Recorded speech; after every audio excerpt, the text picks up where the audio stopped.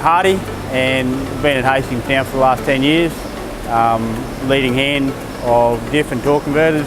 I spent 15 years in the car industry as a motor mechanic by trade, and just needed to change, so I decided to come here and give it a go. I started off in final drive bay and building wheel ends and dozer final drives and that for over the years, and then it was probably about 5 years into it I stepped up to fill in leading hand role, and then when that leading hand left, well, I just sort of progressed up then. They do a lot of training. Since I've been here, I've done failure analysis courses.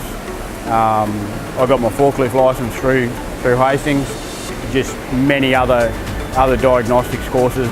Pretty good camaraderie and that between the guys. Great bunch of guys to work with. Ever since I was little, I was interested in anything that moved, cars, trucks, machinery in general, and just wanted to be a mechanic.